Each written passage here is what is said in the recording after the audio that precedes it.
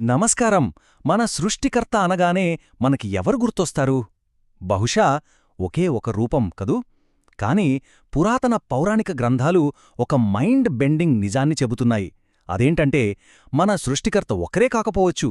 అసలు మన గ్యాలక్సీలోనే కోట్లాది మంది సృష్టికర్తలు ఉండొచ్చని మీకు తెలుసా? ఈ ఆలోచన ఎంత అద్భుతంగా ఉందో దీని వెనుకున్న కథేంటో ఇప్పుడు చూద్దాం. అవును, ఈ ఒక్క ప్రశ్నతోనే మన అన్వేషణ మొదలవుతుంది. మన సృష్టికర్త ఒకరే కాకపోతే అయితే ఇంకెంతమందున్నారు? పదులా, వందలా, లేక మన ఊహకు కూడా అందని సంఖ్యలో ఉన్నారా? ఈ ప్రశ్నకు సమాధానం మనల్ని విశ్వం యొక్క అంతులేని లోతుల్లోకి తీసుకెళ్తోంది. ఈ అనంతమైన విశ్వం యొక్క రహస్యాన్ని అర్థం చేసుకోవాలంటే మనకు బాగా తెలిసిన ఒక కాన్సెప్ట్ మొదలుపెట్టాలి. అదే త్రిమూర్తుల భావన. మనందరికీ తెలుసు కదా, హిందూ విశ్వోద్భవ శాస్త్రంలో త్రిమూర్తులుంటారు. బ్రహ్మ సృష్టి చేసేవాడు, విష్ణువు దాన్ని కాపాడేవాడు, మరియు శివుడు లయం చేసేవాడు. ఇది ఒకే విశ్వంలో జరిగే ఒక సైకిల్ లాంటిది. ఈ కాన్సెప్ట్ని బాగా గుర్తుంచుకోండి, ఎందుకంటే మనం ముందుకు వెళ్లబోయే ప్రయాణానికి ఇదే పునాది. ఇక్కడొక ఇంట్రెస్టింగ్ విషయం ఏంటంటే, ఒకే దైవం 3 రూపాల్లో కనిపించడమనే ఈ భావన వేరే సంప్రదాయాల్లో కూడా ఉంది. ఉదాహరణకి క్రీస్తంలో ఫాదర్, సన్ మరియు హోలీ స్పిరిట్ అనే పవిత్ర త్రిమూర్తుల భావన ఉంది. ఒకే విశ్వంలో దైవిక శక్తి ఎలా పనిచేస్తుందో అర్థం చేసుకోవడానికి ఇదొక రిఫరెన్స్ లాంటిదన్నమాట. సరే, ఇప్పటిదాకా సింపుల్గానే ఉంది గదా, ఒక విశ్వం, ఒక త్రిమూర్తులు. కానీ అసలు కథ ఇక్కడే మొదలవుతోంది. ఇప్పుడు మనం ఈ ఆలోచనను ఒక్కసారిగా గెలాక్సీ స్థాయికి తీసుకువెళ్లబోతున్నాం. ఈ మొత్తం కాన్సెప్ట్కి గుండెకాయలాంటి పదం బ్రహ్మాండం. మనం బ్రహ్మాండం అంటే మొత్తం యూనివర్స్ అనుకుంటాం. కాని గ్రంథాల ప్రకారం బ్రహ్మాండం అంటే విశ్వం కాదు, కేవలం ఒక సౌరమండలం. అవును, మన సోలార్ సిస్టం లాంటిది. అంటే దీని అర్థమేంటి?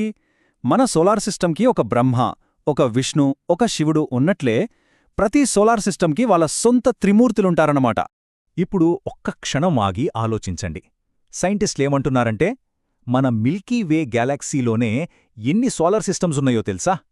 వందలు, వేలు కాదు, ఏకంగా 100 కోట్లకు పైనే. ఇప్పుడు ఈ రెండు విషయాల్ని కలుపుదాం. ఒక్కో సౌరమండలానికి ఒక బ్రహ్మ. మన గెలాక్సీలో 100 కోట్ల సౌరమండలాలు.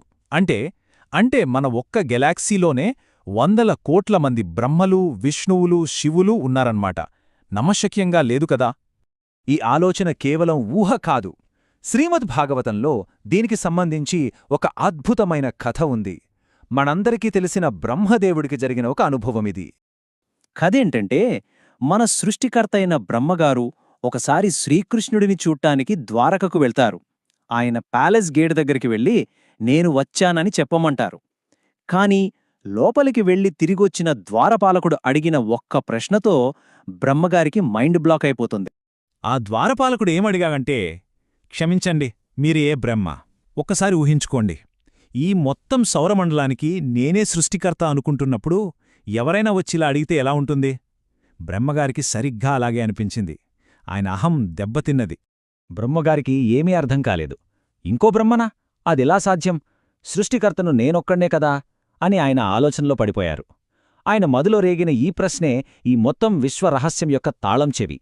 బ్రహ్మగారి కన్ఫ్యూషన్ చూసి శ్రీకృష్ణుడు ఏం చేశాడో తెలిస్తే మీరు నిజంగా ఆశ్చర్యపోతారు. కథ ఇక్కడే పీక్స్కి వెళుతోంది. వాస్తవికత, అసలు స్వరూపం ఇక్కడే బయటపడుతుంది. బ్రహ్మగారి ఆశ్చర్యాన్ని చూసి కృష్ణుడు చిన్నగా నవ్వి తన సంకల్పంతో వేరే వేరే విశ్వాల్లో ఉన్న బ్రహ్మలందర్నీ అక్కడికి పిలిపించాడు. అప్పుడు అక్కడ జరిగిన సీన్ బ్రహ్మగారు కలలో కూడా ఊహించుండరు. ఆయన ముందుకి 10 తలల బ్రహ్మ, 20 తలల బ్రహ్మ, 100 తలల బ్రహ్మ, ఇలా ఒకరి తర్వాత ఒకరు లెక్కలేనన్ని తలలున్న బ్రహ్మలు రావడం మొదలుపెట్టారు. వాళ్లందరి ముందు మన 4 తలల బ్రహ్మ చాలా చిన్నవాడిలా, ఒక చీమలా కనిపించాడు. తన గర్వం, తన అహంకారం అంతా ఒక్క క్షణంలో మాయమైపోయింది.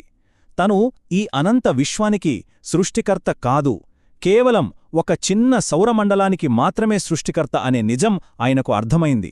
ఆ నిజాన్ని తెలుసుకున్న బ్రహ్మదేవుడు వెంటనే కృష్ణుడి పాదాలమీద పడి, ఓ కృష్ణా, నీ శక్తి నా ఊహకు అందనిది, నిన్ను అర్థం చేసుకోవటం నా వల్ల కాదు అని ఒప్పుకున్నారు.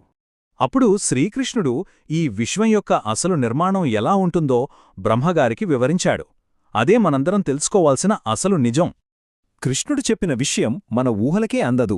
మనం చూస్తున్న ఈ భౌతిక ప్రపంచం అంటే ఈ కోటానుకోట్ల గెలాక్సీలు, నక్షత్రాలు, గ్రహాలు ఇవన్నీ కలిపి ఆయన సృజనాత్మక శక్తిలో కేవలం పావువంతు అంటే 25% మాత్రమేనట.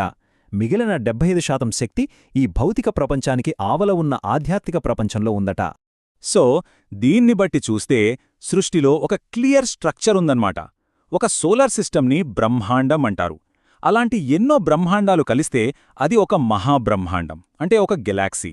ఇక ఇలాంటి గెలాక్సీలన్నీ కలిస్తే దాన్ని పరంమహాబ్రహ్మాండం అంటారు.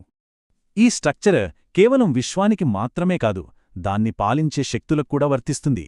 మన సోలార్ సిస్టమ్ లాంటి బ్రహ్మాండానికి ఒక మహాశివుడుంటే మొత్తం గెలాక్సీని పాలించేది పరంమహాశివుడు. ఇక ఈ భౌతిక సృష్టి మొత్తాన్ని చూసుకునేది పరంమహాశివుడు. ఇది అంతులేని ఒక పవర్ హైరార్కీ లాంటిది. ఇదంతా విన్నాక మనలో ఒకే ఒక్క ప్రశ్న మిగులుతుంది.